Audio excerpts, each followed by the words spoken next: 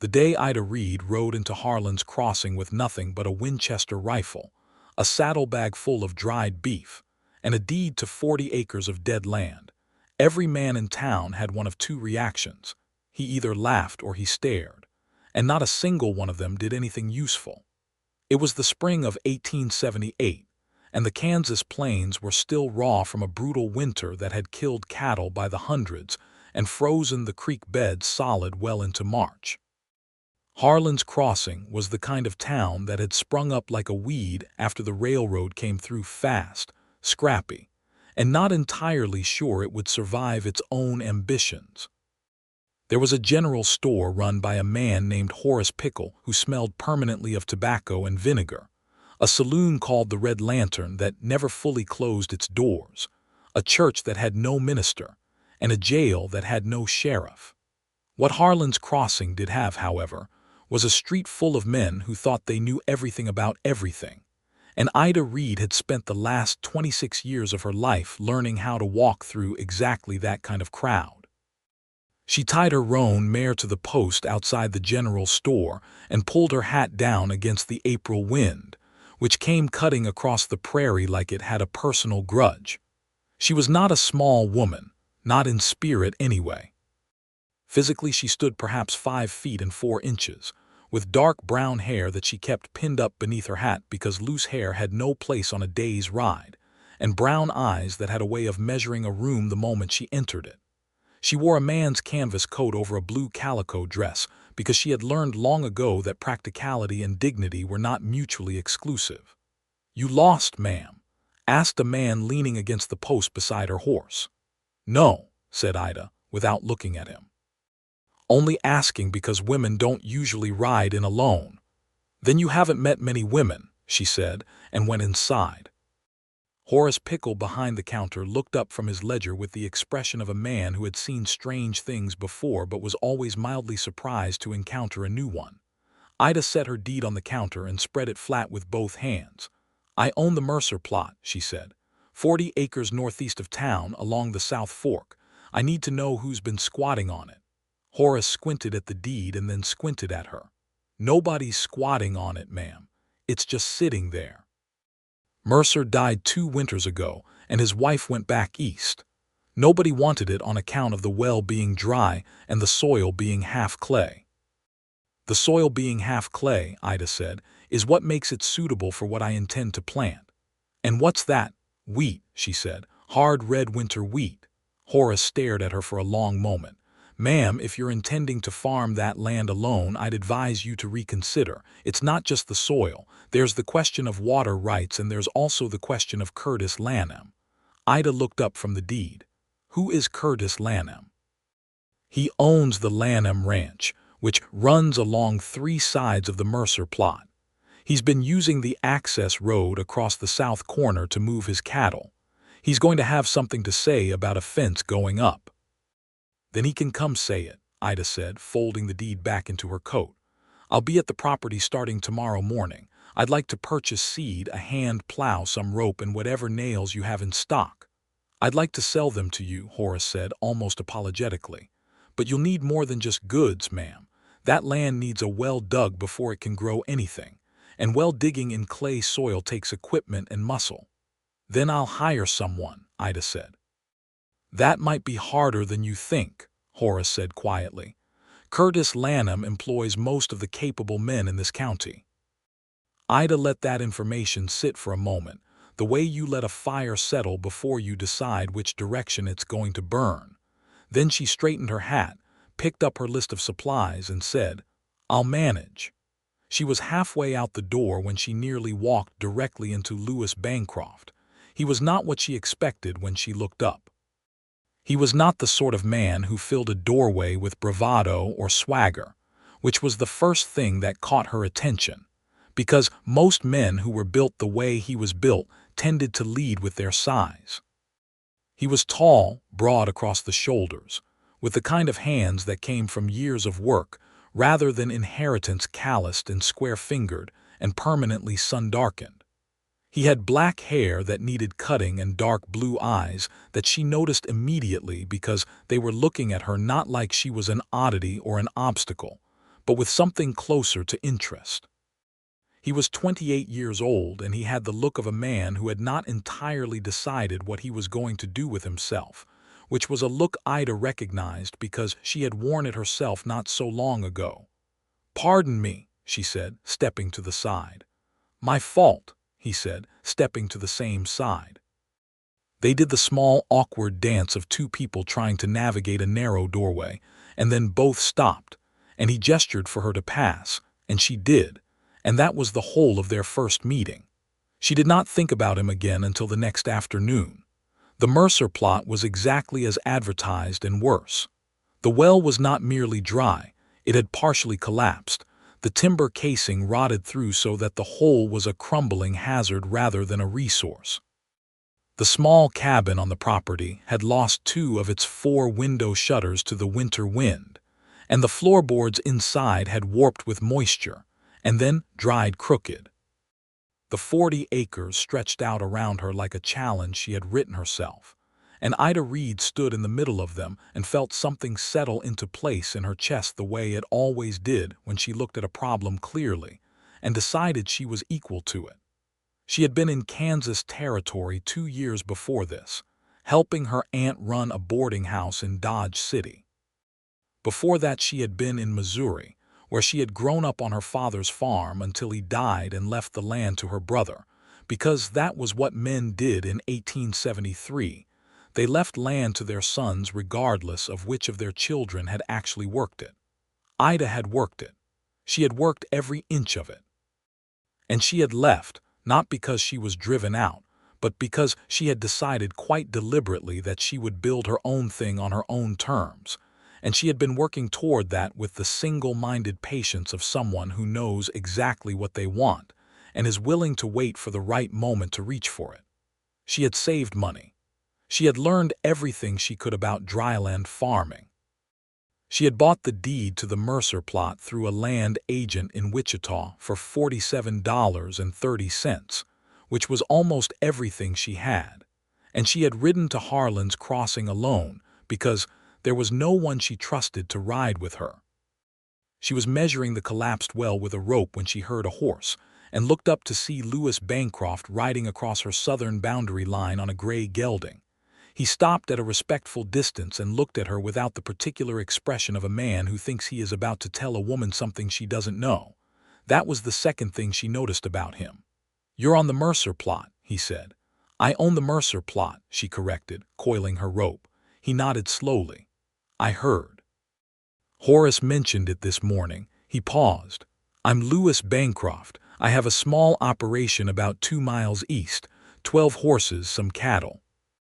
I'm not a rancher exactly, more of a—" He stopped, as if he were deciding whether that sentence was worth finishing. "A what?" she asked. "I break horses and train them for the army and for ranchers. It's a living." He looked at the collapsed well.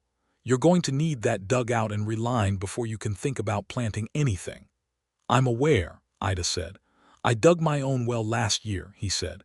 "It's hard work in clay. You need a frame and a pulley system, and it helps considerably to have 2 people." Ida looked at him for a long moment. She had lived 26 years in a world where men offered to help women and then, once the help was given, believed it established a kind of debt or a kind of ownership or at minimum a kind of authority over the woman's subsequent decisions. She had learned to be careful about help. "What do you want for it?" she asked directly. He blinked, slightly surprised by the directness. "I wasn't asking for anything. I was going to offer." "People always want something," Ida said. "That's not cynicism, it's just arithmetic." He was quiet for a moment, and then something shifted in his expression, not offense exactly, but a kind of recognition, as if she had said something he had been thinking in a different context. "All right," he said. "Here's the honest answer. I need access to the creek on your northeast corner. There's a good watering spot there that I used to use when this land was empty. If you're fencing, I lose it. So I'd like to keep that access in exchange for helping dig your well and reline it." Ida considered this. It was a fair trade. More than fair, it was honest, which was rarer. "Show me the spot," she said. He dismounted and they walked the northeast corner together, and the watering spot was exactly what he said it was: a quiet bend in the South Fork where the bank was low, and the water ran clear even in dry months, fed by a spring a quarter-mile upstream. It would not interfere with her wheat fields, which she intended to place in the center and western portions of the property. "You can have access," she said. "I'll put a gate in the fence instead of a solid barrier. You ride through, you close the gate, you stay off the crop fields." "That's more than fair," he said. "I know it is," she said. "So we have a deal." They shook hands the way two ranchers would, and Ida noticed that he did not make it strange, did not hold her hand longer than the handshake required or use it as an opportunity to be charming. He just shook it, let go, and that was that. He came back the next morning with a rope and timber pulley system loaded on a flatbed wagon, and they spent 3 days digging the well together, which was the hardest physical work Ida had done since she had helped her father redig their root cellar in a wet spring. The clay came up in dense, heavy buckets, and her arms ached by the end of each day, but she did not slow her pace, and Lewis Bancroft did not suggest she should. On the second day, while they were eating a midday meal of cornbread and salt pork that she had cooked over a small fire, he asked her where she was from. "Missouri," she said. Farming family, she agreed. "My father had 200 acres of good river bottom land. He worked it his whole life, and then he died and left it to my brother, who sold most of it within a year and used the money to move to Chicago." Lewis was quiet for a moment. "And you?" "And I left before it could be decided for me what I was going to do next," Ida said. He looked at her steadily. "You're angry about the land." "I'm not angry," she said, and meant it. "Being angry would have kept me in Missouri. I took what I felt and I turned it into a direction." She looked out over her 40 acres. "I intend to make this work." "I believe you," he said simply. It was such an uncomplicated statement, and he said it without any of the performative encouragement that she had come to distrust. No, "well, good for you," or "that's admirable for a woman," just a plain statement of fact, and something about it made her throat tighten in a way she did not entirely want to examine. "What about you?" she asked, because it was fair to ask. "Where are you from?" "Tennessee originally," he said.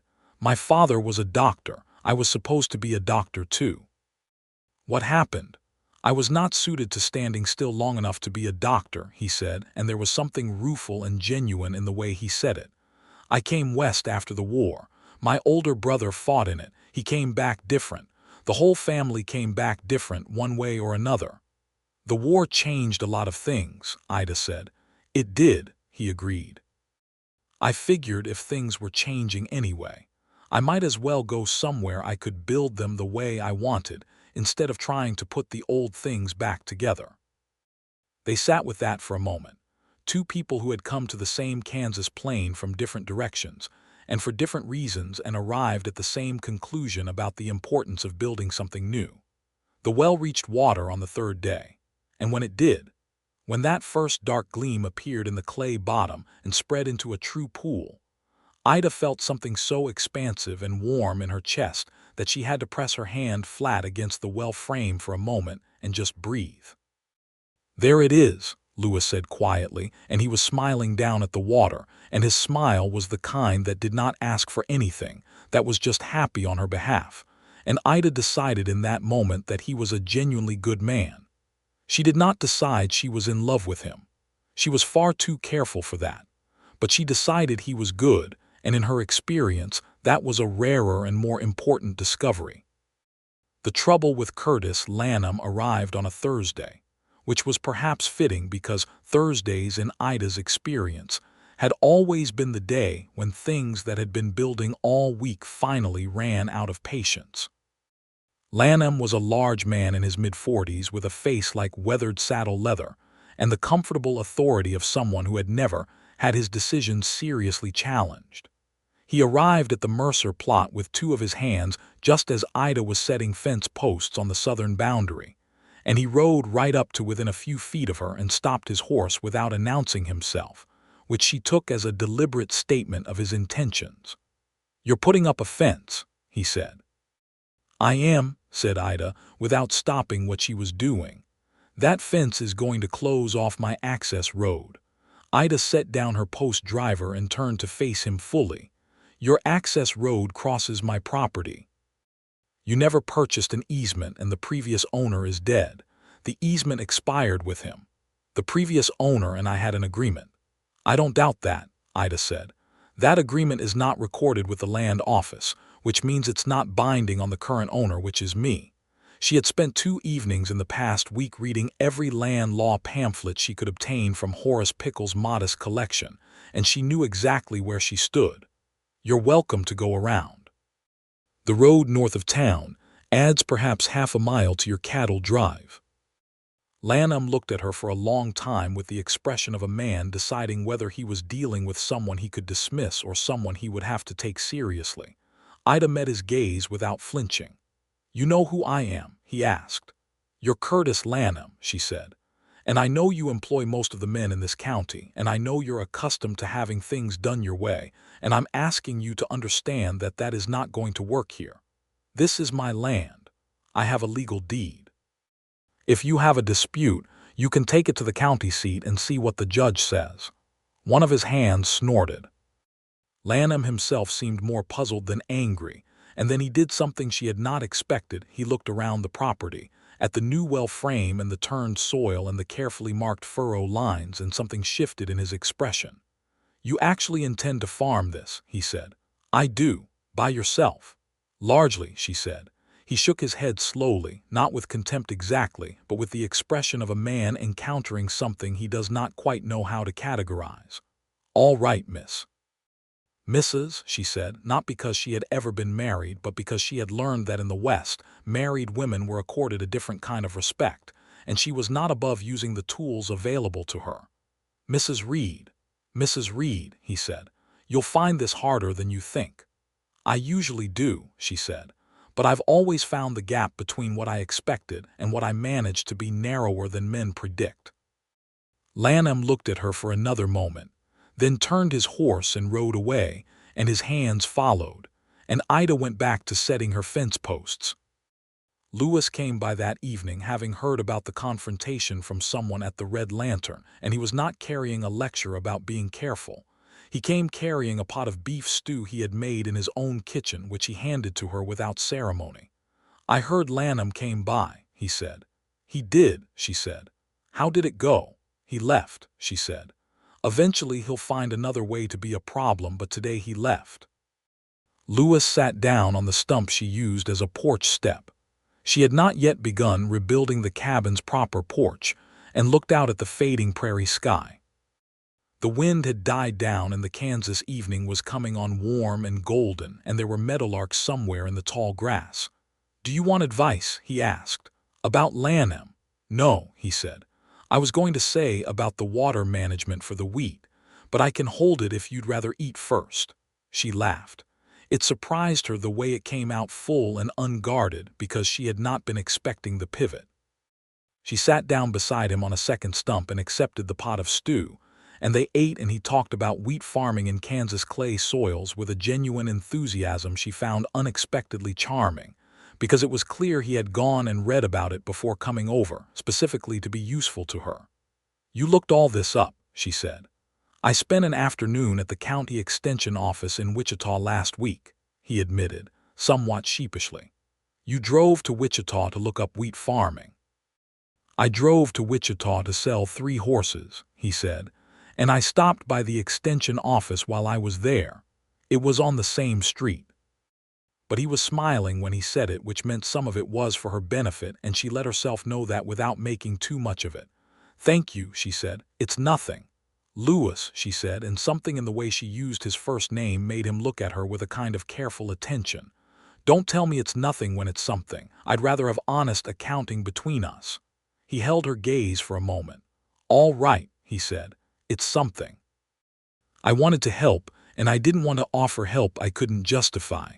So I went and made sure what I was offering was worth offering.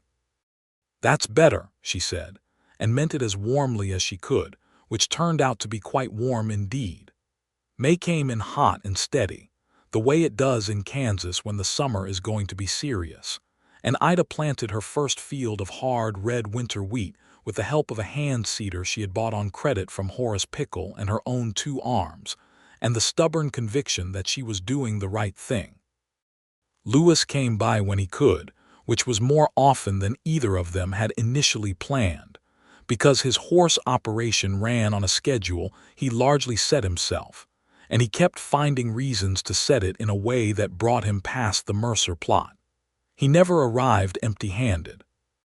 Sometimes it was food. Once it was a load of lumber for the cabin repairs.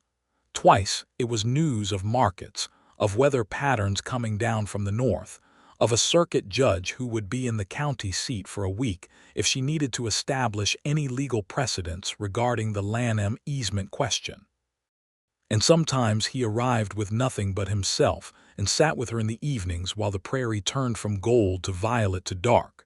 And they talked, which turned out to be something Ida had not fully realized. She was hungry for real conversation, not the careful performance of polite exchange, but the kind of talk where you could say what you actually thought and have someone push back with what they actually thought, and both of you would come away with something you hadn't had before.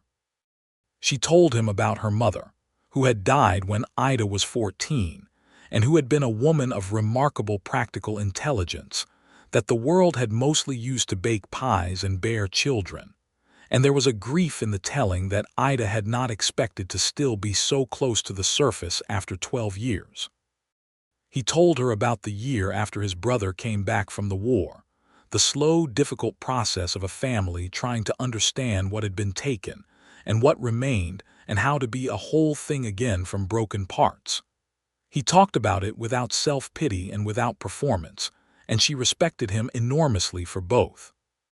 One evening in late May, she looked up from the furrow she was measuring and found him watching her with an expression she could not entirely name, intent and careful, and something else underneath that made her breath go slightly uneven before she could prevent it.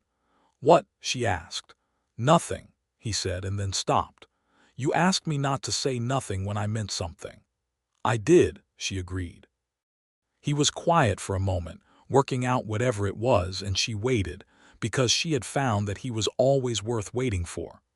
"I was just thinking," he said slowly, "that I have been coming here almost every day for 5 weeks, and I haven't been doing that because of the well agreement."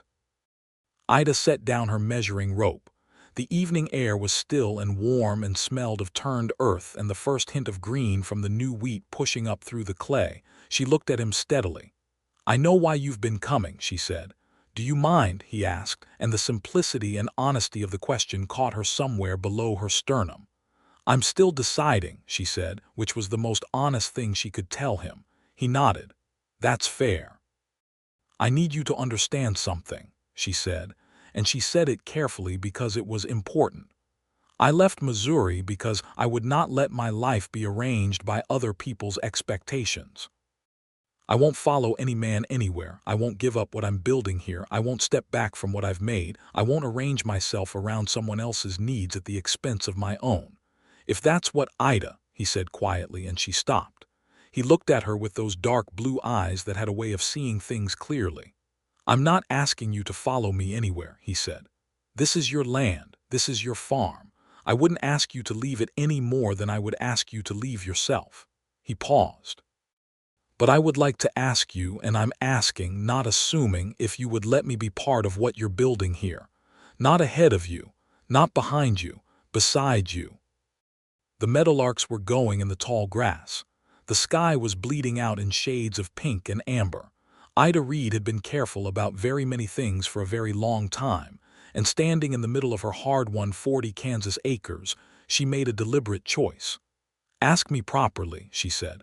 "Ask you what properly?" "Ask me what you actually want to ask me," she said, and the corner of her mouth was doing something she could not quite control. Lewis Bancroft looked at her for a long moment, and then he took off his hat, which she had learned he only did when he was being completely serious, and he said, "Would you let me court you, Ida Reed?" "Yes," she said, "on 2 conditions." "Name them. You tell me the truth always, even when it's hard, And you remember that whatever we build here, we build together, and neither of us gets to unilaterally decide what it looks like. Those aren't conditions, he said. Those are just how I already intended to behave.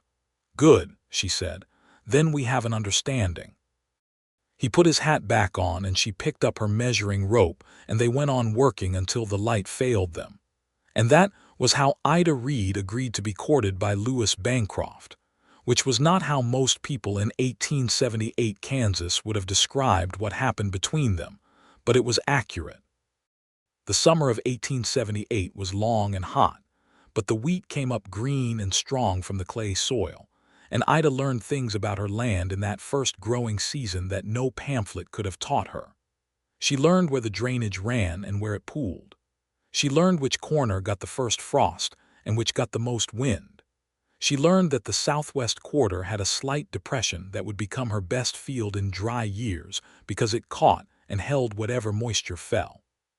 She also learned that Lewis Bancroft was someone she had been waiting for without knowing she was waiting. He was not a demonstrative man by nature. He did not make speeches or grand gestures, and she appreciated that because she had no patience for performance. What he did instead was notice things. He noticed when she was tired before she admitted it to herself, and would quietly take over whatever task she was doing without making it a statement. He noticed when she was worried and did not try to fix it, just sat with her in the worry until it passed. He noticed when she was happy, really happy, the way she got when she looked at her growing wheat, or when the evening light hit the prairie in a particular way, and he looked at her like she was the most interesting thing in the landscape, which, coming from him, who loved the landscape completely, was the most extravagant compliment she could imagine. They had their first argument in July, over the fence on the eastern boundary. Lewis thought she should post it with cedar because it was more durable. Ida thought she should post it with whatever she could afford, which was cottonwood, and that durability was less important than not going further into debt with Horace Pickle than she already was. The argument lasted through an entire afternoon, and they were both completely in earnest about it. And at the end of it, Lewis said, "You're right about the debt." And Ida said, "You're right about the durability being a long-term problem." And they agreed to use cedar on the eastern face where the wind hit hardest and cottonwood on the other sides. And it was the best possible resolution because it was the one that used both their minds together instead of one overriding the other. That evening, sitting on the repaired cabin porch in the cooling air, Lewis took her hand in his for the first time.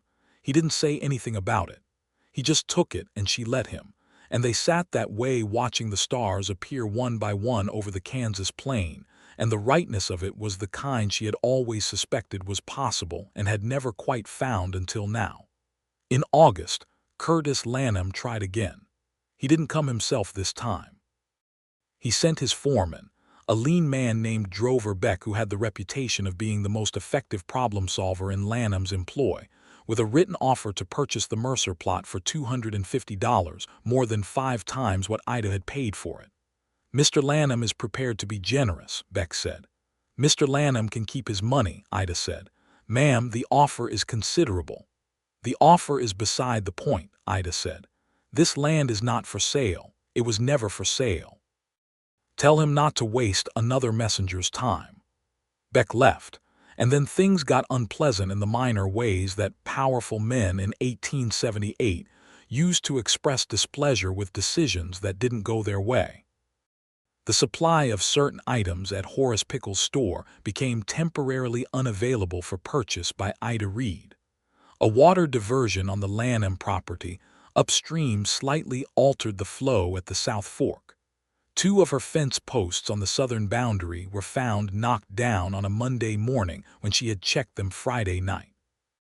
Lewis noticed what was happening, and she watched him very carefully during this time, because she was aware that the natural instinct of a man in his position would be to ride over to the Lanham ranch and make the situation into a confrontation, and she needed to know whether he was going to do that or whether he was going to let her handle it. He did neither, which was not what she expected. What he did instead was spend a Saturday morning with her mapping out exactly what Lanham had the legal right to do and what he did not, using a copy of the Kansas land statutes that he had obtained from the county clerk, and together they identified precisely 3 points at which Lanham had overstepped in ways that were legally actionable. "We take this to Judge Harlow when he circuits through next month," Lewis said. "We," Ida said. "You," he corrected immediately. "You take it to Judge Harlow. I'll come with you if you want a witness, but it's your case to make." She felt the distinction like something warm landing on her skin in cold air. "Yes," she said. "Come with me."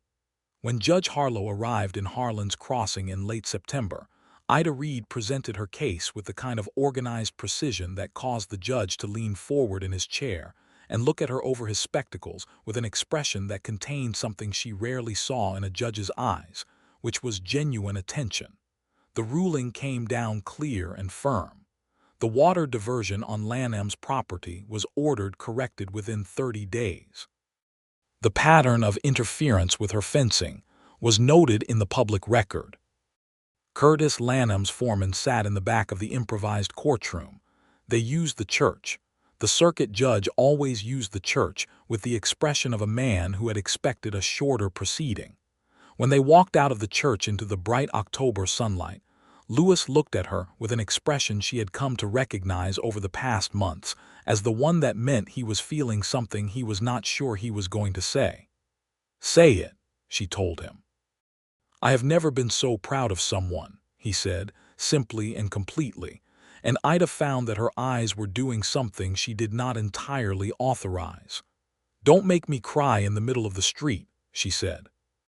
"I'm not making you do anything," he said, and he was smiling, and she pushed him gently on the arm and he caught her hand when she did and held it, standing there in the October street of Harlan's Crossing, and everyone who saw them understood perfectly well what they were to each other. The harvest that fall was not the harvest of her dreams. It was better than that. The hard red winter wheat came up strong and dense in her central and western fields, and the yield per acre was not the number she had read in the pamphlets. It was a slightly smaller number, as first harvests generally are, but it was a real yield, a proving yield, the kind of harvest that means the land is good and the farming is sound and next year will be better. Ida Reed stood at the edge of her wheat field in the September sun and ran her hand through the heavy stalks and felt so deeply satisfied that she forgot for a moment to be careful about anything. Lewis found her there because he often seemed to find her wherever she was, and he stood beside her and looked at the wheat without saying a word for a long time. Then he said, "Ida, I love you." She turned to look at him. "I've been thinking about the right moment to say that," he said, "and I've decided there isn't a right moment. There's just the moment when you can't reasonably hold it back anymore, and this is that moment." She had known for some time. She had been running her own internal accounting of it for months, the way she kept her farm ledger, noting each thing, adding carefully, making sure the numbers were real before she trusted them. She had been certain for a while. She had been waiting, she realized, for him to say it first, not because she needed him to lead, but because she had wanted to know that he felt it with the same weight she did. "I love you too," she said, and it was the most straightforward thing she had ever said and the most significant. He kissed her then, for the first time, standing at the edge of her wheat field in September with the Kansas wind making waves in the grain around them. And it was the kind of kiss that means something is beginning rather than ending, careful and warm and full of a future that neither of them had the full shape of yet. October came and then November, and the winter wheat was in the ground for its dormant season, and Ida began work on the spring planting. The additional acres she intended to put into production the following year, the equipment she would need, the credit arrangements that would make it possible.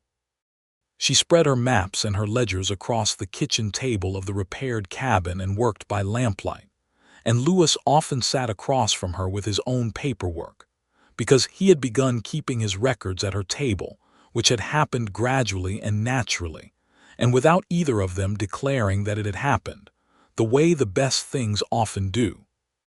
In November, Lewis's operation was offered a contract with the United States Army Quartermaster Corps for the provision of 30 broken and trained horses by the following spring, which was the largest single contract he had ever been offered and which required a significant expansion of his operation. He told Ida about it over supper one evening, and she could see in his face the thing he was turning over, the weight of it.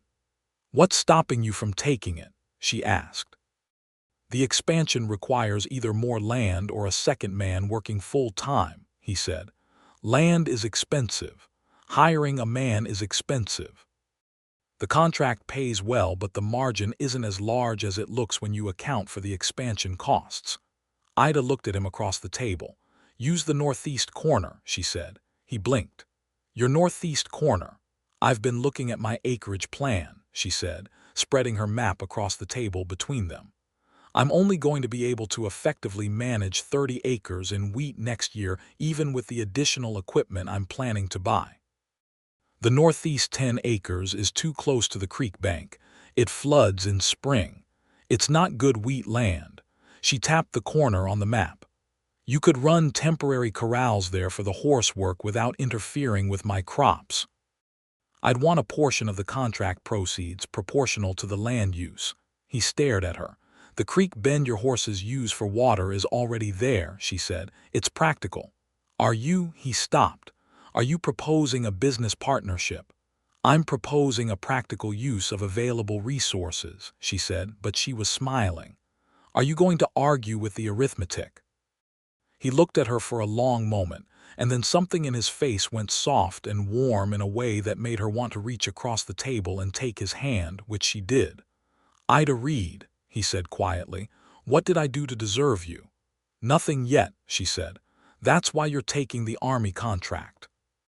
He laughed, and it was a full and happy sound in the small, warm cabin, and the lamp made his face golden. And Ida thought that she had built something real here, the land, the wheat, the life. And now she was building something more, and both were hers.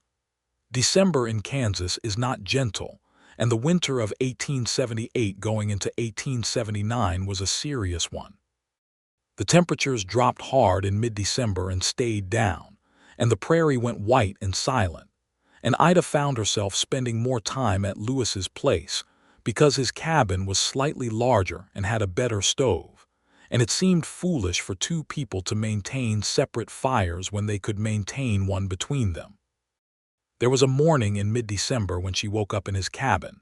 She had slept on his spare bunk after a long evening of records work that had run too late to make the ride home sensible, and she looked around the room at his things, the neat arrangement of his tools, the small shelf of books he had, the photograph of his family from Tennessee pinned carefully to the wall, and she felt an extraordinary sense of clarity. She wanted this. She wanted not just the thing between them, but the shared life of it, the waking up in the same house, the keeping of the same fire, the building of something that was entirely theirs instead of two adjacent things that kept finding excuses to overlap. She was also aware, with the clear-eyed realism that defined her, that in 1878 Kansas, a woman living alone was unusual, and a woman living with a man she was not married to was something else entirely, and she had not built her reputation and her legal standing in this county to lose it to gossip. Beyond the social calculation, though, was the simpler thing, which was that she wanted to be married to Lewis Bancroft because she loved him and she wanted to build her life with him, and that was the whole of it. She brought it up herself, because he was the kind of man who would wait until he was certain she was ready, and she had decided she did not want to wait any longer. She said, "I've been thinking we should get married." He was at the stove, and he turned around and looked at her with an expression that was several things at once, surprised and happy and careful all together, the way he always was when something mattered to him. "Is that a proposal?" he asked. "It's an observation," she said. "That marriage seems like the logical next step if you're amenable." "I'm considerably more than amenable," he said. "I've been carrying a question around in my coat pocket for 3 weeks, waiting for the right time to ask it."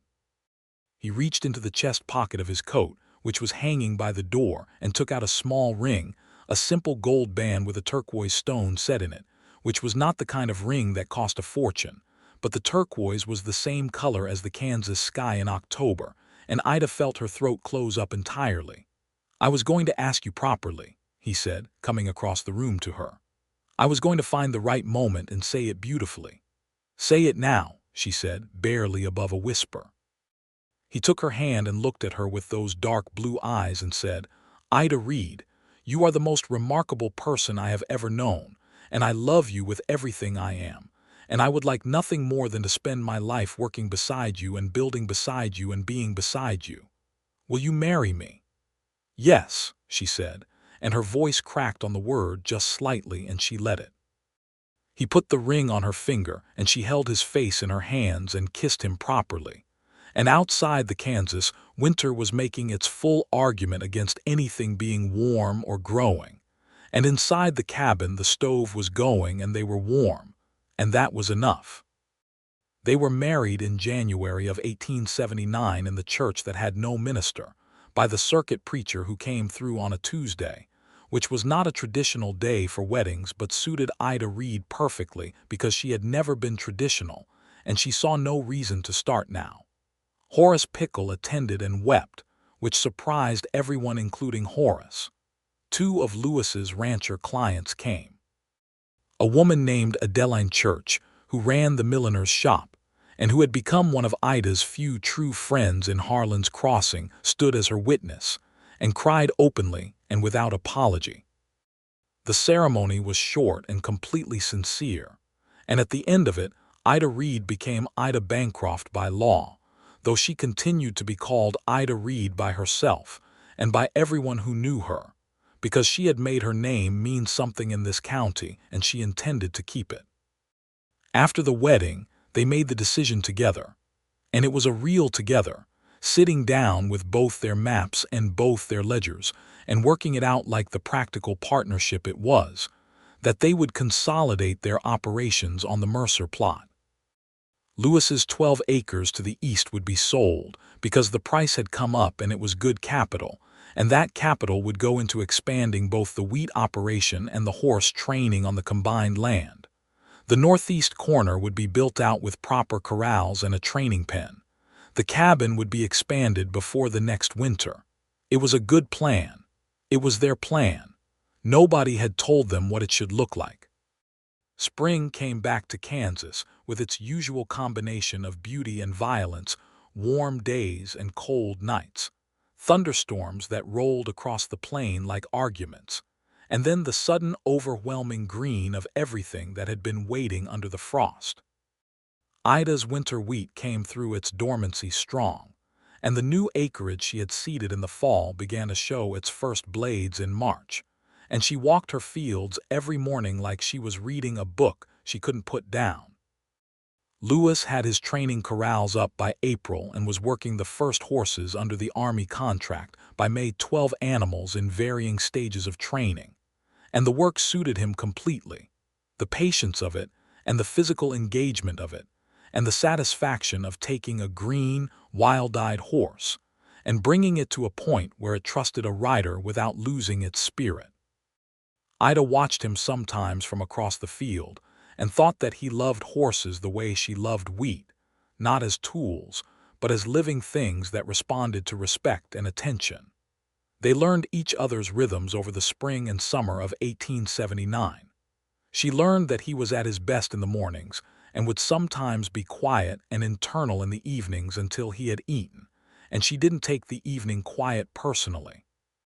He learned that she needed thinking time that looked like silence and should not be interrupted by conversation when she was standing at her maps, but that she always wanted company in the evenings after the thinking was done. They navigated each other with the same care and attention they gave their work, which was considerable. She learned that he had a habit of whistling when he was happy, which she found she loved, because it meant she always knew when things were going well. He learned that when she set her jaw a certain way it meant she had already made a decision and was going to be polite about input but was not going to change course, and he learned not to waste his energy on the jaw-set days. They argued sometimes, because they were both people with opinions, and neither of them was inclined to suppress opinions for the sake of a quiet life. They argued about crop rotation, about whether to plant sorghum or stay with wheat in the new southern field, about the fair price for a horse versus the market price, about the credit terms at Horace Pickle's store. The arguments were always honest and always specific and always ended with something resolved, and they never carried over into the space between them that was not about the work. On a warm August evening in 1879, lying on her back in the grass at the northeast corner while Lewis sat beside her doing nothing in particular, she said, "I'm going to have a baby." The grasshoppers were going in the field. The horses were quiet in the corrals. The sky above was full and violet and vast in the particular way of Kansas evenings, where the sky seems to take up more room than it reasonably should. Lewis was very still for a moment. "Ida," he said. "March, I think," she said, "based on the counting." He lay down beside her in the grass and looked up at the same sky and took her hand, and they lay there for a long time in the warm August air without saying anything because there was nothing to say yet that was more true than what was already there between them. "Are you frightened?" he asked eventually. "A little," she said, which was the honest answer. Childbirth was not a safe thing in 1879, and she knew that clearly. "But not more frightened than I was when I first looked at that collapsed well." He turned his head to look at her. "And what did you do when you looked at the collapsed well?" "I measured it," she said, "and I made a plan." "So we'll make a plan," he said. They did. Adeline Church knew a midwife who had moved to the county the previous winter, a capable and experienced woman named Mrs. Holt who had attended more than 200 deliveries in her career. They arranged for Mrs. Holt to be available from February onward. Ida kept working through the fall harvest, which was the best harvest she had produced yet, the second-year wheat coming in strong from land that was beginning to understand how to be farmed. She modified her physical work in the later months at Lewis's quiet insistence, not stopping but scaling, which was a sensible compromise. The Army contract was completed and renewed, this time for 40 horses. Lewis hired a young man named Eli Harper, 17 years old and the son of a neighboring homesteader, as a part-time hand, and found him to be a natural with horses and a hard worker, and the operation expanded in a way that felt organic rather than strained. Curtis Lanham had not been a problem since the Judge Harlow ruling. He had found another access road and he had the water diversion corrected, and he seemed to have decided that Ida Reed Bancroft was not worth the continued effort, which was the resolution she had wanted all along. She had no interest in enemies. She had interest in a life. On the 15th of March, 1880, in the expanding cabin on the Mercer plot, which no one called the Mercer plot anymore, the people of Harlan's Crossing had begun calling it the Reed place, which suited Ida exactly. She delivered a son. Lewis was in the outer room during the delivery, which was where Mrs. Holt firmly put him, and Adeline Church was with Ida, and the birth was long and hard, but Mrs. Holt had attended harder ones, and she was steady and capable throughout. When it was over, and the crying of the baby filled the small cabin and Ida lay exhausted and complete, Mrs. Holt brought Lewis in. He sat beside the bed and looked at his son, and then at Ida with an expression that had nothing performative in it, just the raw, unguarded face of a man encountering something that had broken through every careful wall he'd ever built, and he wasn't sorry about it. "He's real," Lewis said quietly. "He is," Ida agreed. She was exhausted in a way she had never been before, a total and absolute depletion, and she had never in her life felt so deeply rooted to the earth she was on. "What do we call him?" Lewis asked. They had discussed names but had not settled. Ida looked at the small reddish face of her son, taking in the new and impossible fact of him. "Daniel," she said. "Daniel Thomas Bancroft." "Daniel Thomas," Lewis repeated, trying it. "After your father." "After my father and your brother," she said. Tom was the name Lewis's older brother went by, Thomas James Bancroft, who had come home from the war different and had slowly, over the years, come back to something that resembled himself, and who would be pleased, Lewis thought, to share a name with this new person. Lewis took her free hand in both of his and pressed his lips to her knuckles, and she felt tears slide down her temples into her hair because she was too tired to prevent them, and because the feeling was too large for any other outlet. The spring of 1880 was the spring when Harlan's Crossing began to understand what the Reed place actually was, which was the most successful small wheat farm in the county. The third-year harvest in September 1880 was the harvest that made Ida's farming method a subject of serious interest among the other homesteaders in the area, because her yield per acre was not merely good, it was exceptional. The clay soil management she had developed over 3 seasons, the drainage patterns she had mapped, the particular cultivar of hard red winter wheat she had selected after corresponding with the Kansas State Agricultural College through 2 seasons of careful letters, had produced a farm that was undeniably thriving. She began to receive visitors with questions, and she answered them. She believed firmly that knowledge shared was knowledge multiplied. She explained what she did and why she did it, and she was rigorous and generous with the explanation. And the homesteaders who listened to her found that her methods worked, and they came back to say so, and they brought friends. Lewis watched this happen with the expression he always wore when Ida was being most completely herself, which was a kind of absolute wonder. "You know you've become the person people come to about farming in this county," he told her one evening while Daniel, now a toddling 8-month-old, sat on the floor between them playing with a wooden horse Lewis had carved for him. "People come because they have questions," Ida said. "I happen to have some answers." "Ida," he said, "the county extension office has been taking notes on your methods." "I know," she said. "I've been corresponding with them." He shook his head slowly and he was smiling. "Of course you have." "Lewis," she said, putting down her mending. "What? I just want to say something," he said. "Will you let me say it?" "Say it," she said. "I know you built this yourself," he said. "I know you knew what you were doing before I arrived, and you would have found a way to do it without me. And I'm not going to take credit for what you've built." He paused. "But I want you to know that I understand what a thing I have being here, being part of this, being next to you. I know what that is." Ida looked at him for a long moment, and Daniel said something emphatic and wordless on the floor between them and banged his wooden horse against the floorboards. "I know you know," she said. "That's a large part of why I love you." He reached across and tucked a strand of hair behind her ear, the way he did sometimes without making it into anything large, just a small and natural tenderness. "You lead well," he said quietly. "I want you to know that I mean that. Everything here, the direction of it, the decisions, the shape of our life, you lead it, and I think you lead it better than anyone I know would." "We lead it," she said, because that was also true. "You lead it," he said gently, "and I follow gladly, every day." Ida Reed Bancroft looked at her husband in the lamplight of their Kansas cabin with their son at their feet, and thought that there were words she had never been able to find for the particular feeling of being fully known by another person, of being seen exactly as you are and having that be not merely acceptable but celebrated. And she still could not find those words, but she was living inside the feeling, and that was better.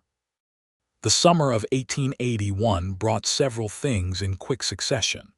The birth of their second child, a daughter they named Clara Ruth, who arrived with considerably less difficulty than her brother, and immediately demonstrated a personality of remarkable force that made Ida laugh with recognition.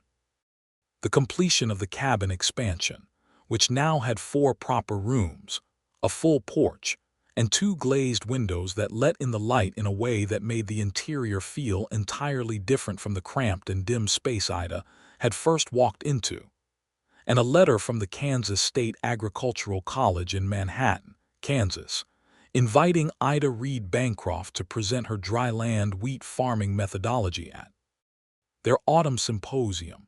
She read the letter 3 times. Then she went out to the corral where Lewis was working a young sorrel mare through her paces and waited until he saw her. "What?" he said, reading her face. She handed him the letter. He read it, and then he looked up at her with an expression that went straight through every careful layer she had ever built around herself. "You're going," he said. "I can't go to Manhattan," she said. "The harvest, I'll handle the harvest," he said. "Eli and I can handle it. You're going." "Lewis, Ida," he said. He dismounted and tied the sorrel and came to the fence between them and looked at her seriously. "This is what your work has been building toward. Someone has seen it and recognized it and wants to put it in front of people who can use it. You are going to Manhattan and you are going to stand in front of that room and tell them exactly what you told your neighbors, and you are going to be brilliant at it because you are brilliant at it." He paused.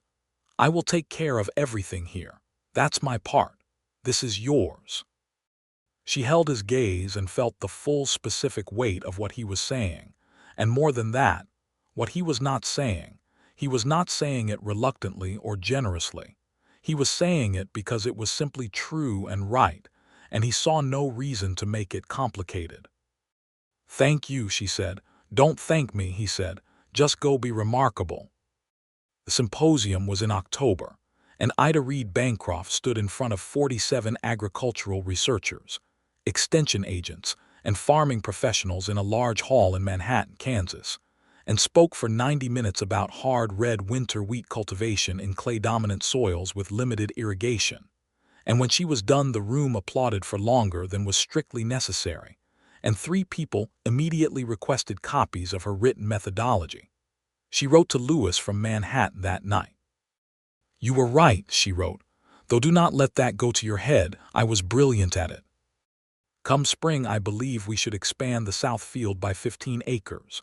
I have been thinking about the drainage issue, and I believe I have a solution. I miss you and Daniel and Clara terribly. Home soon. Your Ida."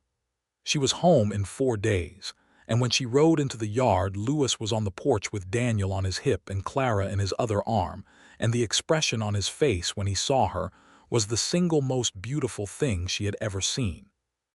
The years settled into themselves the way good years do, not in a way that became boring, but in a way that deepened, each year adding to the ones before, the life gaining weight and substance and warmth. The farm grew. The 3rd field was added, and then a 4th. The horse operation continued and expanded, the Army contracts giving way to contracts with the expanding railroad companies who needed reliable animals for their survey operations. Eli Harper grew into a young man of considerable competence and eventually partnered with Lewis in the horse operation on formal terms, which freed Lewis's time and energy in ways that allowed him to be more present at home and to begin the project he had been quietly considering for 2 years, which was the breeding of a particular line of working horses that combined the endurance of the Mustang with the trainability of the quarter horse. Daniel turned 3 and became deeply interested in everything that moved, which included the horses, the wheat in the wind, the clouds, and every insect that crossed his path. Clara at 18 months was already demonstrating that she had opinions about everything, which Lewis said with complete sincerity was the best possible sign. Ida watched her children and felt, every day, the particular satisfaction of people growing in good soil. In 1883, the county formed a proper agricultural council, and Ida Reed Bancroft was elected to it, the first woman to serve. She accepted the position with the same matter-of-fact energy she applied to everything, and she was an effective council member because she was not interested in the politics of it, only in the decisions, and decisions she was very good at. Curtis Lanham, who had long since stopped being a problem, died in the fall of 1883, and his ranch passed to a nephew from Wichita who had no interest in running cattle and sold most of the land within 2 years. Some of those parcels went to homesteaders who came to Ida Reed Bancroft for advice about how to farm them, which she found wryly satisfying in a way she did not fully voice, but which Lewis understood entirely when he saw her expression. Harlan's Crossing grew. The church got a proper minister in 1884, a young man named Reverend Cross who was earnest and well-intentioned, and who had the good sense to ask Ida Reed Bancroft about the women of the congregation rather than assuming he already knew what they needed. The jail got a proper sheriff. The saloon's red lantern was replaced with a regular lamp when the proprietor, who had always been slightly embarrassed by the name, finally painted over it. A school opened, and Ida was on the committee that selected the teacher and approved the curriculum, and she made sure that the curriculum included the history of homesteading and land rights, because she believed children should understand the world they lived in. A second letter came from the Kansas State Agricultural College in the spring of 1884, this one from the dean of the Agricultural Sciences Division. They were developing a formal curriculum for dryland farming methodologies and wished to know if Mrs. Reed Bancroft would consider contributing her written research to the college's publications. A modest honorarium was mentioned. She read this letter also 3 times. Then she walked to the field and stood in her wheat for a while, the way she did when she needed to think, running her hand along the stalks, feeling the aliveness of the grain, the specific texture of this land that she had coaxed from dead clay into something that fed people and proved something. Lewis found her there as he always found her. He stood beside her and put his arm around her shoulders, and she leaned into him, which she did easily now, without the careful deliberateness it had once required. "Another letter," he said. "The college wants my research," she said. "I know," he said. She looked at him. "You know." "They wrote to me first," he said, "because they thought the operation was mine, because that's how they assumed it worked, and I wrote back and corrected them. I told them the research is entirely yours and they should write to you directly." She was quiet for a moment. "You never told me they wrote to you." "I didn't want you to know they'd made that assumption," he said, and his voice had something careful in it. "I was afraid you'd be angry in a way that colored how you thought about the opportunity." "I'm not angry," she said after a moment. And she meant it not with Lewis, and not even entirely with the college, because it was 1884 and the world assumed what it assumed, and the important thing was that Lewis had immediately and without hesitation corrected the assumption and pointed the recognition where it belonged. She turned to look at him fully. "You know what you did there." "I pointed them at the right person," he said. "You didn't have to do that," she said. "You could have accepted the correspondence and passed it to me, and I would never have known the difference." "I know I could have," he said. "Ida," he held her face in his hands the way he sometimes did when he wanted her to hear him completely. "You asked me on the second day we spoke to have honest accounting between us. I intend to have it. Your work is your work. What you've built here is yours, and I will tell anyone who needs to know that until I run out of breath to tell them." She pressed her forehead to his, standing in her wheat field in the Kansas spring, and breathed. "You are extraordinary," she said. "No," he said gently. "I'm just a man who was smart enough to recognize an extraordinary woman and ask if I could walk beside her."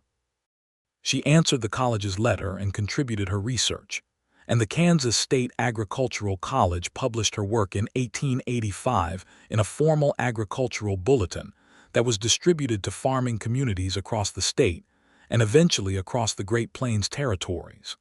The bulletin's title was "Clay Soil Cultivation for Hard Red Winter Wheat," a field study from Harlan's Crossing, Kansas, and the author was listed as I. Reed Bancroft, Harlan's Crossing, Kays.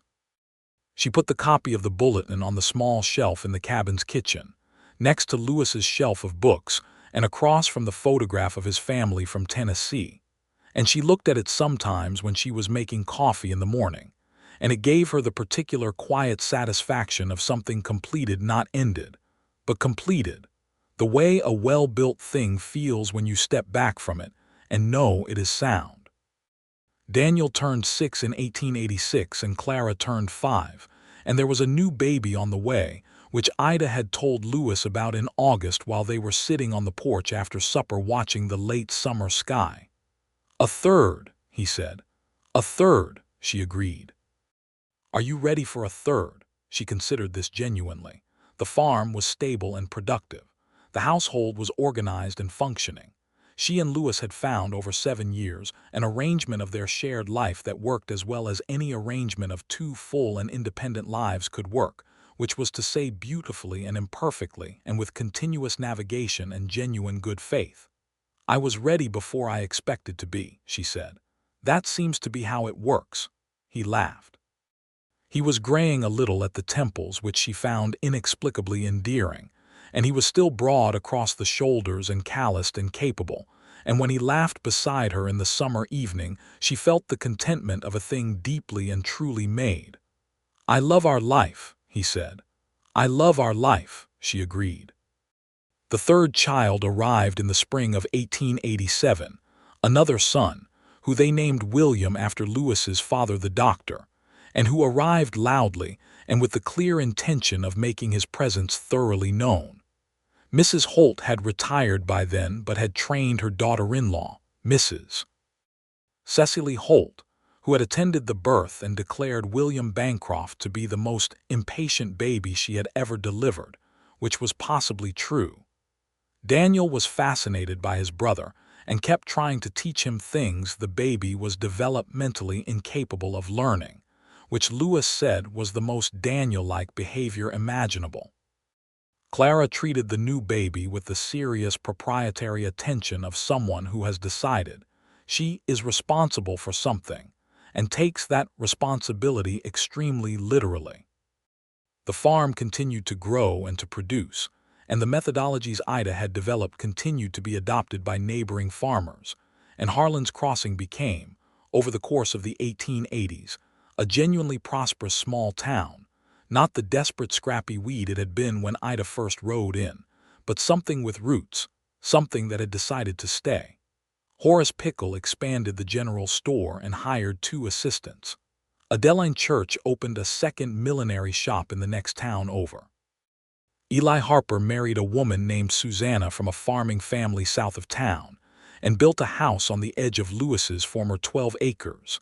And the 4 of them, Eli and Susanna and Lewis and Ida, would sometimes spend Sunday evenings on one porch or the other and talk and drink coffee and let the children run in the yard. And it was a friendship that had been built from work and grew into something larger. In the spring of 1889, Lewis was thrown by a young horse, one of his breeding line, a powerful 3-year-old that had not yet finished its temperament settling, and he broke 2 ribs and fractured his wrist. He spent 6 weeks unable to work at his full capacity, and Ida ran the farm and oversaw the horse operation with Eli, and she did it without complaint and with complete competence, and she was also quietly terrified for the entire 6 weeks in a way she did not fully acknowledge until Lewis was healed and she sat with him on the porch one evening and said, "Don't do that again." "Get thrown," he said. "I'll try." "I mean don't." She stopped. She tried again. "I know I can run this place without you. That's not what frightened me." He looked at her carefully. "What frightened me," she said, "was the idea of running this place and not having you to come in for supper, not having you across the table, not having you in our bed. The work I could do. Losing you is different." "I'm not planning to be lost," he said. "Plans," she said with a slight unsteadiness in her voice, "are not guarantees." He reached over and took her hand and held it with the certainty of someone who has made a commitment not just once but continuously, every day, the same decision renewed. "No," he said.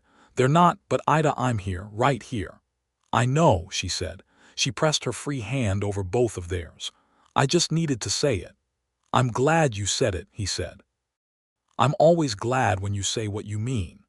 "That's good," she said, "because I don't intend to stop."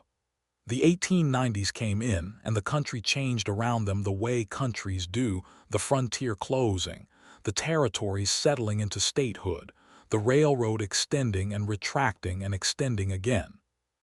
Kansas had been a state since before Ida arrived, but the character of it was shifting, the wild, uncertain thing of the 1870s becoming something more settled and institutional, and Ida watched it with the clear eyes of someone who had been here for the building of it and felt both the loss and the gain with equal clarity. The horse operation adapted, as Lewis had always adapted. The Army contracts faded as the frontier conflicts diminished, and he shifted to providing working horses for the agricultural operations expanding across the plains, which was steadier if less dramatically profitable. The breeding program produced a line of animals that carried his name in the informal registry that horsemen kept, and Lewis Bancroft's horses were known across 3 counties for their reliable temperament and endurance. Daniel, at 14, was already a farmer in miniature. He could manage the mechanical seeder, read the soil conditions, and argue intelligently about crop rotation. And Ida watched him with a complex and wonderful pride, because he had grown up understanding that land was something you earned and maintained, not something that was handed to you as a matter of inheritance and right. Clara, at 13, had decided she was going to be a teacher, and she had the temperament for it, the patience and the clarity and the complete refusal to accept insufficient understanding from anyone she was trying to instruct. William, at 6, was mostly interested in horses, and trailed after Eli Harper with worshipful attention that Eli bore with good humor. On a September evening in 1894, Ida and Lewis sat on the expanded porch of their cabin, a cabin that had been added to so many times over 15 years that it was no longer a cabin at all but a proper farmhouse, white-painted, with 4 bedrooms and a proper parlor, and a kitchen that Ida had designed herself, and watched the sun go down over the wheat fields that had been her beginning. Daniel was in the field doing the evening check of the harvest progress. Clara was inside reading, as she usually was in the evenings. William was asleep, having managed to exhaust himself completely by mid-afternoon. The sky was the color it always was in Kansas in September, the specific orange gold of a world that had been burning all day and was finally letting go. The wheat stood in thick rows all the way to the fence, and beyond the fence the prairie went on in its ancient way, and the air smelled of grain and approaching autumn, and the meadowlarks were going somewhere in the distance. Lewis had his hand over hers on the armrest between their chairs, and they sat in the particular silence of 2 people who have been together long enough that silence is not empty but full of everything said and unsaid and understood and built and maintained and renewed. "Do you remember," Ida said, "the day you rode across the southern boundary and I was measuring the well with a rope?" "I remember," he said. "I thought you were going to be another man who wanted to tell me something about my own property," she said. "I almost was," he admitted. "I stopped myself." "I noticed," she said. He turned to look at her in the fading light, and she could see in his face the man he had been at 28 and the man he was now, both present at once. "What would have happened if I hadn't stopped?" "You would have gotten the same treatment Lanham got," she said. "I might have deserved it." "Probably," she said and smiled. "But you didn't give me a reason to." He looked at her for a long moment. "Ida Reed," he said, using her name the way he still sometimes did, the full name, both parts, as if he needed all of it to encompass what he meant. "Lewis Bancroft," she returned, and she was smiling. "I need you to know something," he said. "Then tell me." "I never asked you to follow me," he said. "Not once, and I'm proud of that. I'm proud that I was smart enough not to." He paused. "But I want you to know that following you, being where you are, being part of what you lead, it's been the best thing I've ever done. It's been the making of me."